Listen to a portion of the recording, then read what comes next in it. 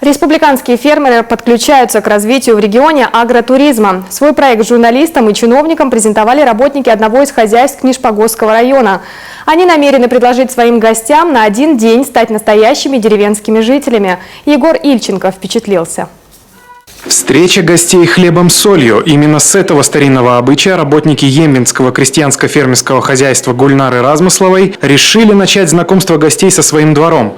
Уже скоро он примет первых туристов. Здесь находится хозяйство этой семьи на краю леса. Слева тайга, справа поселок Ачим, который является частью города Емва.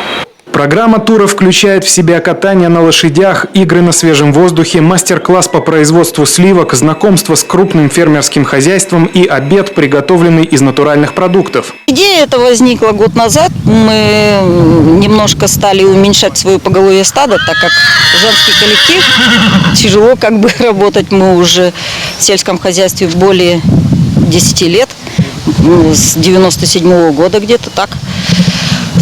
Не скажу сначала азов, но в первые азы были, как говорится. Ну и, в принципе, решили, увидели просто. Была поездка в Казань, и я там просто увидела своих знакомых. И решила у нас в Коми развить. Почему бы и не сделать? В ноябре прошлого года Гульнара Размыслова прошла курсы предпринимателей и защитила бизнес-план по организации агротуризма. Муниципалитет проект поддержал и выделил грант в 300 тысяч рублей на покупку инвентаря и ремонт помещений. В начале этого года на семинаре в Агентство Республики по туризму проект доработали и организовали пробные заезды гостей. Мы подготовили приемную для гостей. Это уже в любое время погоды, они приезжая, могут разместиться.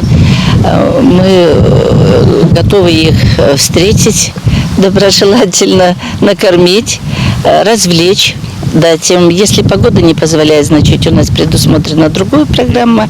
А если хорошая погода, то вот наши северные красоты, это прелести показать. По мнению фермеров, их продукт будет интересен в первую очередь для жителей Коми, особенно горожан. Оказать содействие в продажах и продвижении туров пообещали туроператоры. На сегодня мы посмотрели, скажем так, возможные элементы готового тура. Да? На самом деле на сегодня еще тур не готов, но он уже подготовлен для того, чтобы запустить его в люди, да, так это назовем. Требуются некоторые корректировки, буквально небольшие, да, и это будет действительно очень интересный продукт. И на сегодня, зная на рынок, да, в Республике Коми, я думаю, что он будет востребован.